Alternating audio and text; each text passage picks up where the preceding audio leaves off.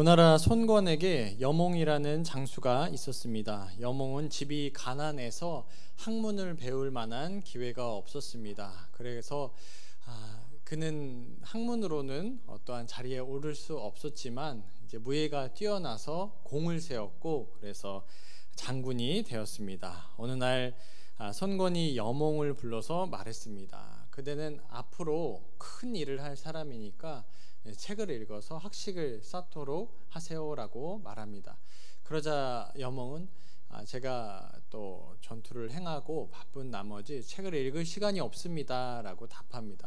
그러자 다시 손권은 아니 그 얘기가 아니라 제 말은 장군이 어떠한 큰 학자가 되라는 것이 아니라 선현들의 책을 읽어서 그 책을 꾸준히 읽었으면 좋겠습니다 라고 말합니다.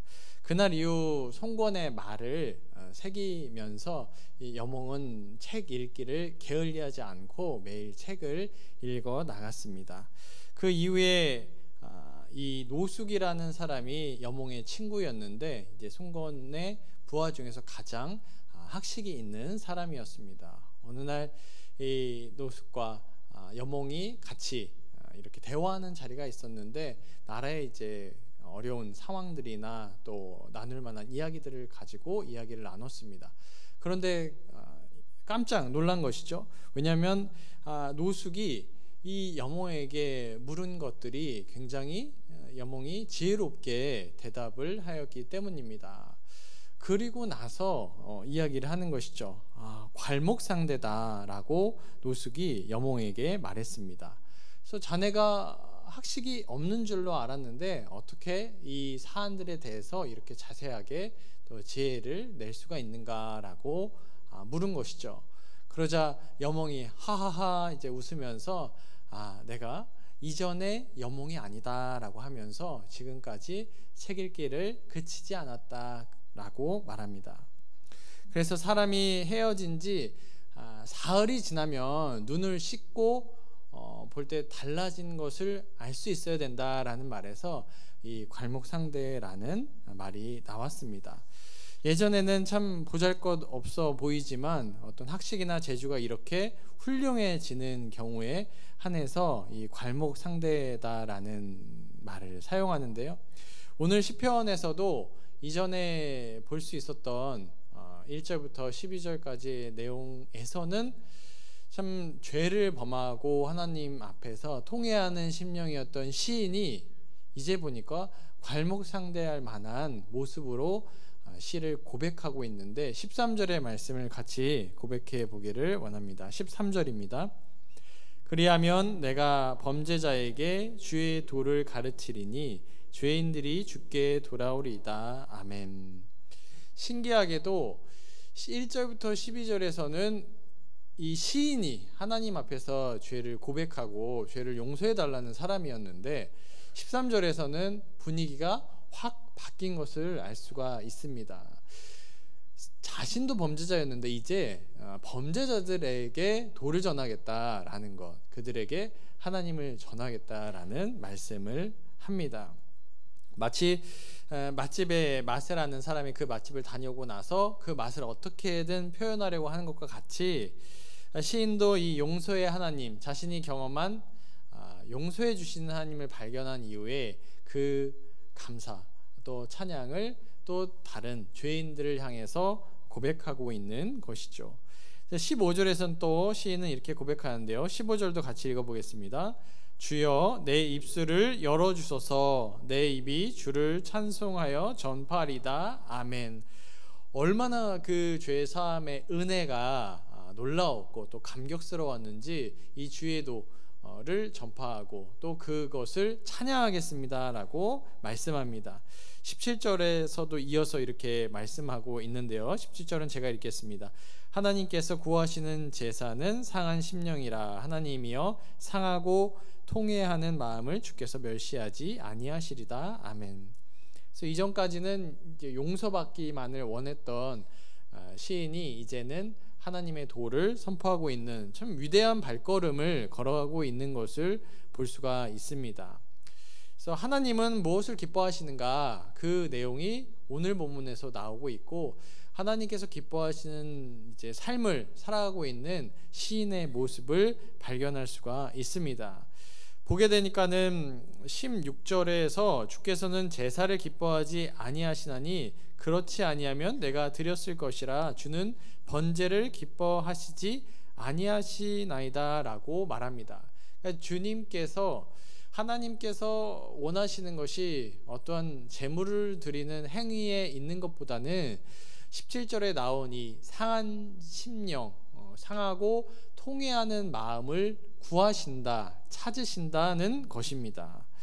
그래서 오늘 본문에서 상한 심령이 나와서 이 상한 마음이 나오는 한 책을 소개하고, 그러면 성경에서 말하는 이 상한 심령과는 어떠한 것이 다른가 한번 볼 텐데요. 상한 감정의 치유라는 책이 있습니다. 그 책에서 다루는 상한 감정들이 있습니다. 그래서 저자는 어떤 낮은 자존감, 가정에서의 학대, 완벽주의의 성향, 우울증 같은 것들이, 한 개인이 그러한 것들이 있으니까 하나님의 은혜를 받으려고 해도 이 상한 감정 때문에 걸림돌이 된다, 장애가 된다라고 말합니다. 그래서 하나님의 은혜를 경험하려면 이 깨어진 감정들로부터 회복이 되어야지 하나님의 은혜를 경험할 수 있겠다라고 말합니다. 그래서 많은 사람들이 가진 이 상한 감정들을 회복해야 된다라고 말하죠. 근데 오늘 본문에서 전하는 메시지는 다음과 같죠. 하나님께서 상한 심령을 구하신다, 그런 사람을 찾으신다고 말씀합니다. 그렇다면 오늘 본문에서 말하는 상한 심령, 이것이 상처 입은 마음이라는, 이 상처 입었다라는 마음과 오늘 본문에서 말씀하는 상한 심령은 어떻게 다른가라는 질문이 듭니다. 우리 17절을 함께 읽어보면서 말씀을 통해서 이 상한 마음이 어떤 것인지를 알아보도록 하겠습니다. 17절 같이 읽겠습니다. 하나님께서 구하시는 제사는 상한 심령이라. 하나님이여 상하고 통회하는 마음을 주께서 멸시하지 아니하시리이다. 아멘. 하나님께서 제사를 기뻐하지 않으시고 번제를 기뻐하지 않으시고 이제 상한 심령, 상하고 통회하는 마음을 구하십니다. 이 마음은, 상한 마음은 자신을 다 으깨어 드리는 그러한 마음인데요, 교만한 자아를 부셔버리는 것입니다. 그리스도인은 이 나라는 자아를 산산조각 내어서 다 갈아서 자신이 사라지고 예수로 사는 것을 말씀합니다.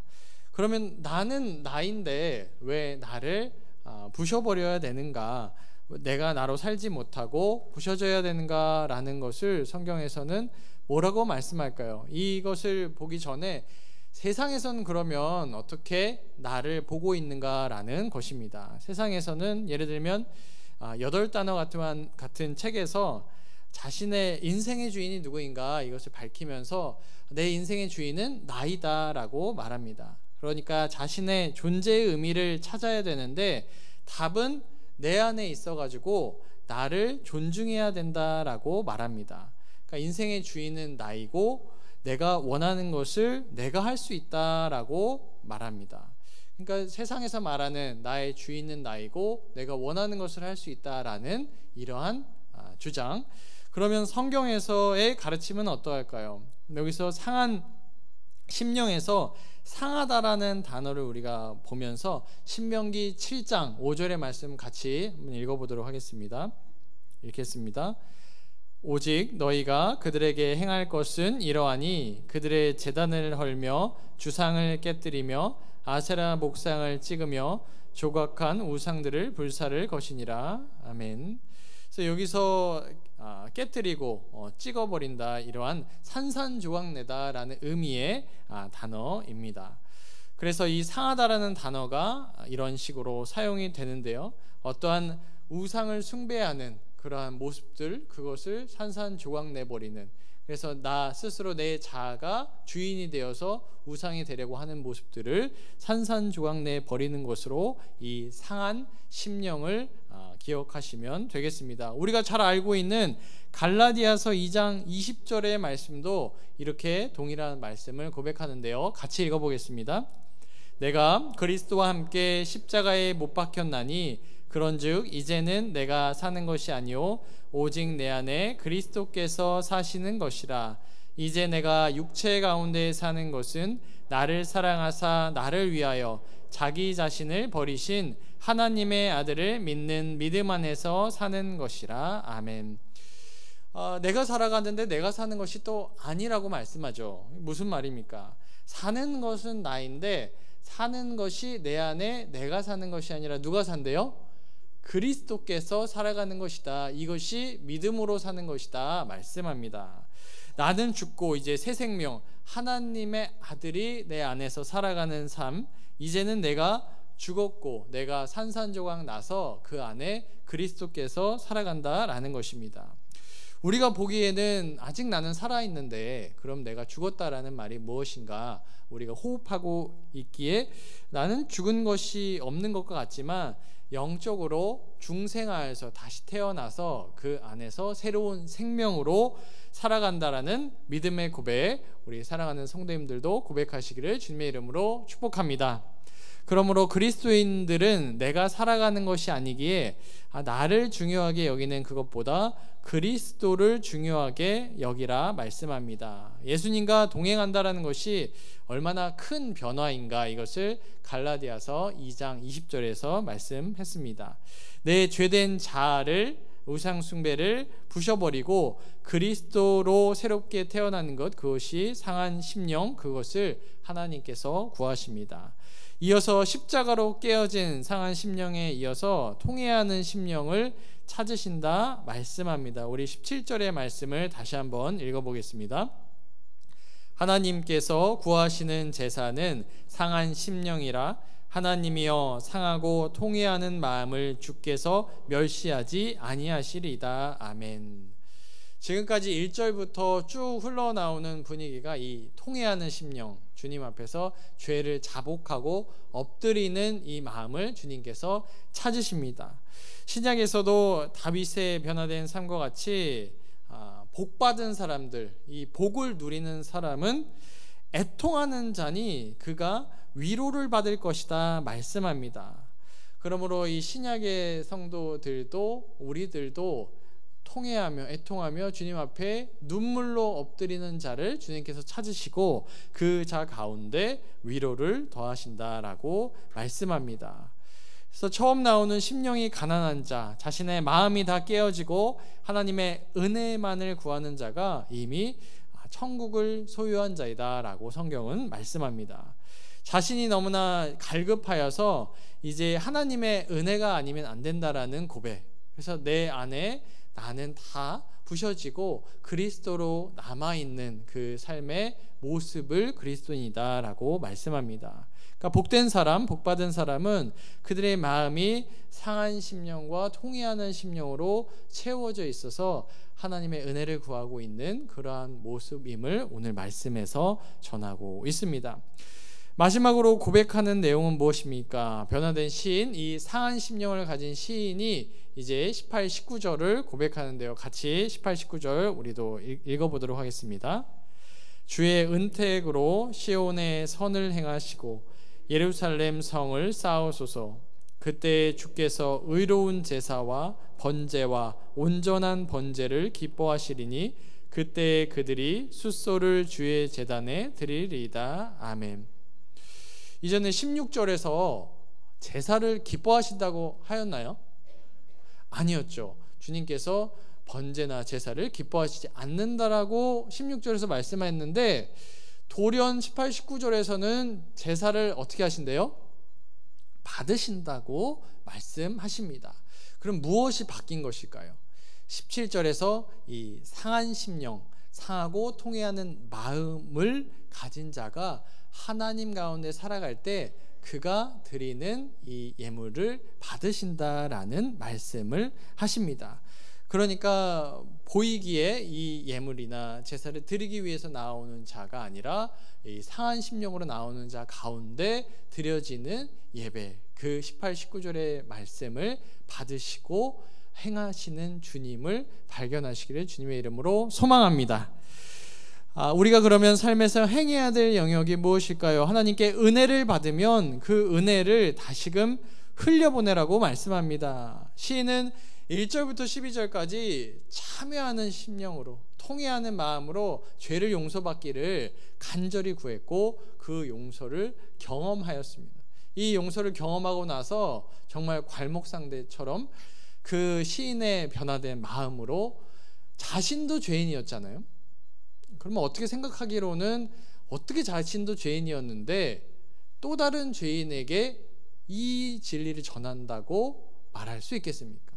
그러면 주변에 있는 사람들이 너도 죄인이었는데 어떻게 나에게 이런 말을 전할 수 있냐라고 반문할지도 모르겠습니다.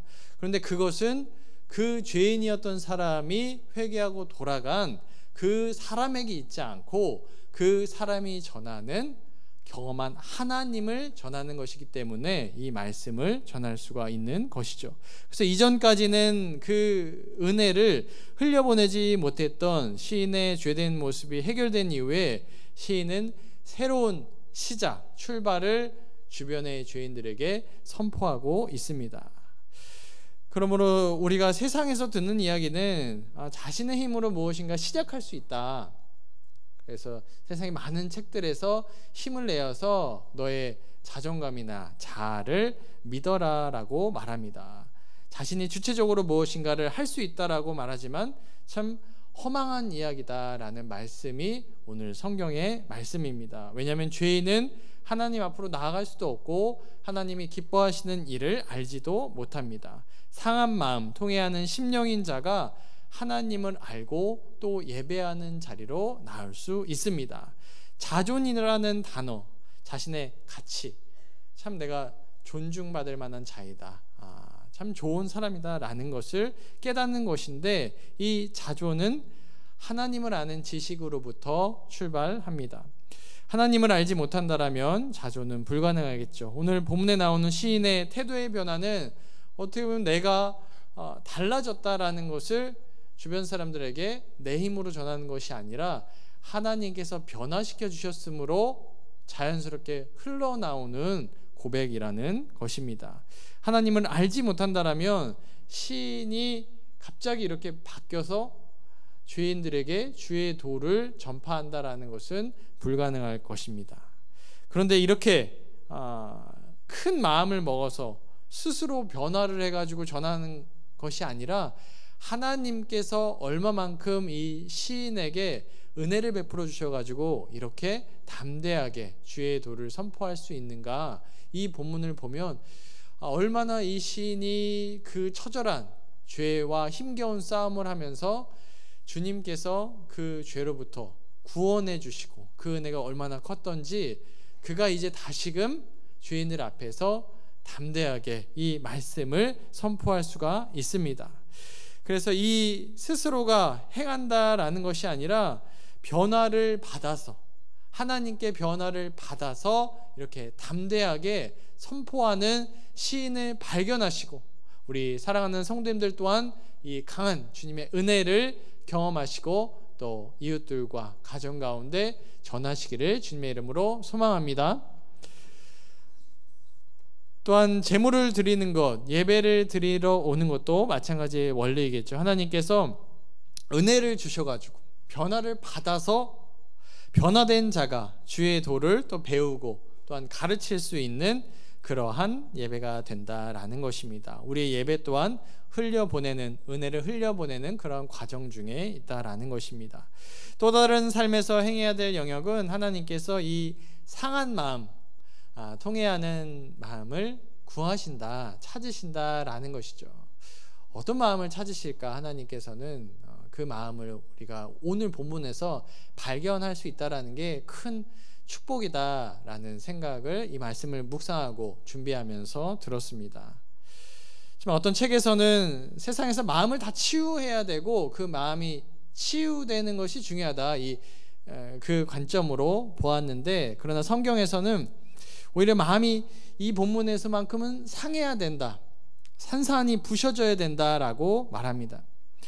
저와 성도님들의 자아가, 존재가 그리스도의 십자가로 조각이 나가지고 오히려 그 조각난 것이 깨짐을 예수 그리스도께 맡길 수 있고 예수님께서 그 마음을 찾으시고 있다, 구하고 있다라는 것을 믿으시기를 축복합니다. 이것을 믿는 게 중요한 이유는 천국을 소유한 이들은 이 애통하는 마음, 통회하는 심령으로 주 앞에 엎드리고 눈물 흘리는 자다라고 말씀합니다. 그렇게 눈물 흘리고 애통해하는 마음 가운데 주님께서 닦아주심을 믿으시기를 원합니다. 사랑하는 성도님들의 눈물은 말려버리셨습니까? 혹은 오늘도 촉촉한 눈물을 흘리시고 있습니까? 주님 앞에 나와서 무릎 꿇고 촉촉한 눈물로 나가고 계십니까? 아니면 굳어버린 눈을 하고 있으십니까? 우리 사랑하는 성도님들께서는 이렇게 애통하는 심령으로 촉촉한 눈물로 주님께 나아가고 있는 줄로 믿습니다. 그러므로 우리의 마음이 이전에 나로 살아갈 때의 마음이 아니라 이제 새로운 마음으로 상하고 통회하는 심령으로 살아가야 함을 말씀합니다. 말씀을 맺습니다. 사랑의 하나님께서 이 상하고 통회하는 마음을 구하신다 말씀합니다. 이 마음으로 살아가는 것이 그런 마음이 있는 곳에 하나님의 은혜가 거한다라는 의미입니다. 그러니까 이런 마음이 아닌 교만한 마음, 깨어지지 않는 마음, 완고한 마음 가운데는 또 하나님이 그런 마음은 멸시하신다는 것이고, 상하고 통회하는 마음으로 나아오는 자들의 마음은 오늘 말씀에서도 멸시하지 않으시고 그 마음을 기다리신다 말씀합니다. 예수님을 만난 그때도 이러한 심령을 구하시지만 그리스도인의 매일의 심령은 상한 마음과 통회하는 심령으로 산산조각 나서 오늘도 주님의 은혜만을 사모할 뿐입니다 라고 나아가시는 사랑하는 우리 성도님들 되시기를 주님의 이름으로 축복합니다. 매일의 심령을 이 상한 심령, 통회하는 마음으로 채우시고 오늘도 주의 은혜로 덮어달라고, 오늘도 그 은혜를 선포하시기를 주님의 이름으로 축원합니다. 기도하겠습니다. 사랑의 하나님 감사합니다. 오늘도 상한 심령으로 상하고 통회하는 마음을 찾으시는 주님, 우리의 자아가 십자가 앞에서 조각나며 그 위에 하나님의 은혜로 덮어주시기를 간절히 기도합니다. 내가 할 수 있다고 말하는 것이 아니라 내가 할 수 없음에 주님께서 은혜로 함께하여 주시옵소서. 우리의 심령을 주님께서 구하시며 또한 새롭게 하여 주실 때 우리가 도를 가르치며 그 은혜를 찬양하기를 원합니다. 우리를 멸시하지 않으시며 우리의 그 심령을 구별하여 드릴 때 주님 받아주시고 참된 예배 받아주실 줄로 믿습니다. 감사드리며 모든 말씀 예수 그리스도의 이름으로 기도드립니다. 아멘.